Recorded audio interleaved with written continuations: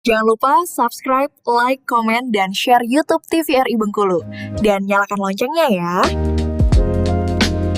Anda kembali menyaksikan Perundo TVRI Bengkulu masih dengan tema yang sama terkait dengan daur ulang sampah untuk lingkungan yang sehat, masih bersama Ibu Wiyah dan juga Ibu Christine dari Bank Sampah ya, dari Kelurahan Surabaya. Baik, ini kalau sejauh ini adakah pelatihan yang diberikan kepada pemerintah untuk ibu-ibu dari keanggotaan Bank Sampah ya Bu ya, dalam mungkin pelatihan membuat kreasi dalam bentuk sampah rumah tangga atau bagaimana gitu? Kalau pelatihan itu nggak ada, kita otodidak semua. Kalau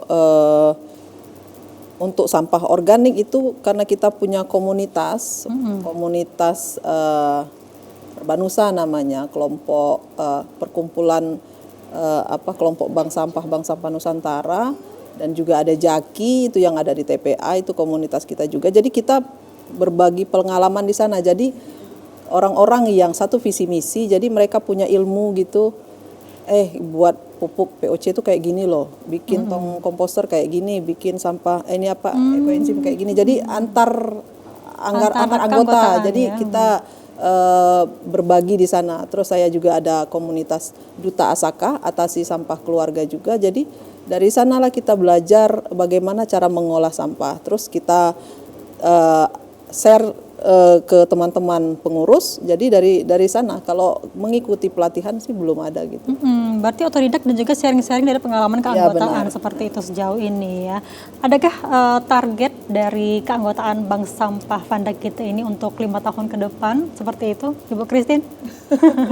Untuk memperluas lahan ya misalnya. Yang jelas iya benar. Yang pertama kita memperluas tempat dulu, tempat penyimpanan dulu, tempat pemilahan. Kalau tempat memilah sih sudah cukup lah kita pakai yang di luar. Tapi kalau untuk menyimpan barangnya, yang hasil pilahan kita itu kan perlu diselamatkan di dalam satu gudang gitu ya. Karena kalau di luar nanti ada yang ngambil, karena itu kalau udah terpilah itu udah cantik-cantik, udah pasti ada yang naksir gitu. Tapi kalau memang kita kelompokkan di dalam gudang tersendiri itu akan aman di situ. Nah pada saat nanti penjemputan itu, penjualan penjemputan itu sampah kita terpilah itu dengan akan mempermudah menaikkan ke mobil itu sendiri. Nah kalau untuk ke 5 tahun ke depan, yang pertama tadi gudang, yang kedua penambahan anggota misalnya. Nasabah itu ya. Otomatis itu saya pengennya di Kelurahan Surabaya itu ya kalau bisa semua ya. Tapi kan masih mikir juga apa bisa ya semua ini jangka waktu 5 tahun ke depan. Karena kita sudah 3 tahun aja 150 masih di bawah 150 ya. Itu berat sekali itu 3 tahun ini.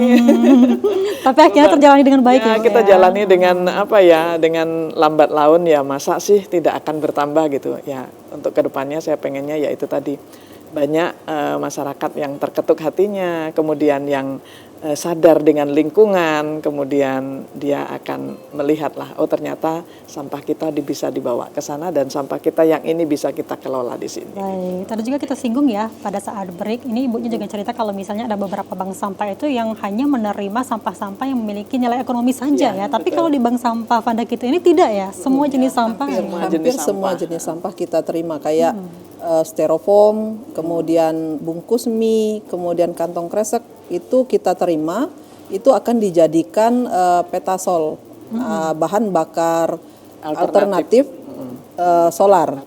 Jadi sekarang juga udah ada bensinnya untuk dari bahan bakar plastik. Jadi kalau seandainya ada kelangkaan, kalau pemerintah mau melirik itu bisa jadi solusi untuk mengatasi kemacetan dan kelangkaan dari bahan bakar tersebut.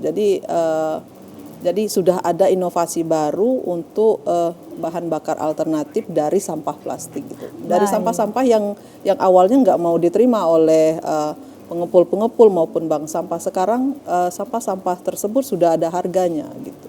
Terakhir nih Ibu ya, closing statement dari Ibu Widya dan juga Ibu Christine, pesan-pesan dan juga harapannya kepada masyarakat di luar sana agar sadar ya akan pentingnya memilah sampah dan juga tidak membuang sampah sembarangan serta tidak membakar sampah. Boleh Ibu. Kalau dari saya sih, mari kita semua buat warga warga Kelurahan Surabaya nih pada khususnya ya, pada umumnya juga untuk Kota Bengkulu karena TPA kita itu sudah overload. Mari kita pilah sampah dari rumah, mari kita bijak dengan sampah, jangan sampai sampah kita ke TPA, itu intinya. Nah kemudian olahlah sampahmu di rumahmu, karena sampahmu adalah tanggung jawab. Sampahmu adalah tanggung jawabmu. Saya juga harapkan semoga nantinya akan ada keanggotaan baru lebih muda ya Bu ya, yang memiliki semangat yang luar biasa untuk membantu dari Bank Sampah Vandakita ini, biar nantinya 5 tahun ke depan, beberapa tahun ke depan masih berjalan dengan baik ya. Tentunya dalam dialog kita di sore hari ini, kita tidak hanya sadar soal kebersihan saja, tapi juga menyangkut kesehatan, ya ekonomi, masa depan generasi penerus bangsa selanjutnya. Saya ucapkan terima kasih kepada Ibu Widya dan juga Ibu Christine yang sudah sharing-sharing pengalamannya dari Bank Sampah Vandakita. Saya akhiri, wassalamualaikum warahmatullahi wabarakatuh dan sampai jumpa di Berdos selanjutnya.